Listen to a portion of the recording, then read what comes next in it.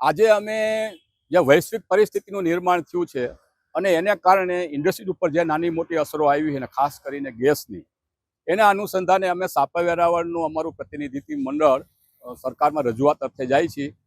એમાં અમારા હોદ્દેદારશ્રીઓ દિલીપભાઈ છે, હું છું, અમારા ભાઈ જેનિશભાઈ છે અને દુષ્યંતભાઈ હજી આવવાના છે, રસ્તામાં તમે એને પિકઅપ કરવાના છીએ.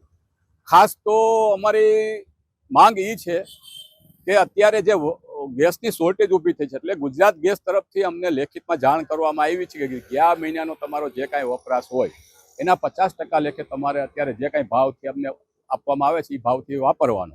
એ ઉપરાંતનો જે કાંઈ વપરાશ થાય એનો ભાવ વધારો અમારે ચૂકવવાનો. અત્યારે હજી ભાવ વધારો અમને એને આપ્યો નથી, પણ અનઓફિશિયલી અમારી પાસે જે માહિતી છે એ એવી છે કે અત્યારે જે કાંઈ ભાવથી અમને આપવામાં એના 3 ગણો ભાવ વસૂલવામાં આવશે.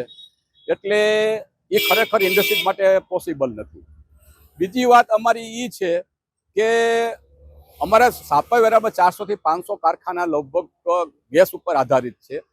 ખાસ કરીને ફોર્જિંગ, ફાઉન્ડ્રી, ઇન્ડક્શન કાસ્ટિંગ, આવા યુનિટોમાં હીટ ટ્રીટમેન્ટ માટે થઈ અને ગેસનો બહુ મોટો વપરાશ થાય.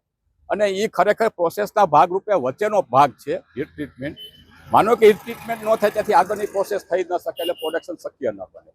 એટલે જો આ ભાવ વધારો અમને આપવામાં આવે તો એ પોસિબલ ન થાય. બીજી વાત, સરેરાશ ગયા મહિનાની જે વપરાશ છે એના 50% લેખે ગણવું એવું અત્યારે અમને કીધું છે. તો ફેબ્રુઆરી મહિનામાં ઘણી વખત વપરાશ પણ ન થયો હોય, ઓછો થયો હોય કોઈ કારણોસર. બીજું 28 દિવસનો મહિનો હોય તો એ વપરાશ ઓછો આવે તો એને કારણે સરેરાશ ઊંચી જાય અને એ અમારે ભારણ મોટું થાય, એટલે એ શક્ય નથી. તો એટલા માટે થઈને આજે અમે સરકારશ્રીમાં હર્ષભાઈ સંઘવી, ડેપ્યુટી સીએમ ઋષિકેશભાઈ પટેલ, જેની પાસે પેટ્રોલિયમ પ્રોડક્ટના એ કેબિનેટ મંત્રી છે, કૌશિકભાઈ વેકરિયા જેવો રાજ્ય કક્ષાના પેટ્રોલિયમના મંત્રી છે, એમને આજે અમે લેખિત સ્વરૂપમાં રજૂઆતના અર્થે જઈ રહ્યા છીએ. અને અમારી મુખ્ય માંગણી એવી છે કે જે કાંઈ ભાવ વધારો લેવામાં આવે 50%થી ઉપરનો, એ નજીવો ભાવ વધારો લેવામાં આવે અને અમને પુરવઠો મળતો રહે એના માટેની વ્યવસ્થા ગોઠવવામાં આવે. બીજી, સરેરાશ જે ગયા મહિનાની છે એની જગ્યાએ આખા વર્ષની 12 મહિનાની સરેરાશ ગણી અને એના પ્રમાણે અમારા ઉપર સરેરાશ પ્રમાણે અમલ કરવામાં આવે એવી અમારી આજની માંગણી રહેશે.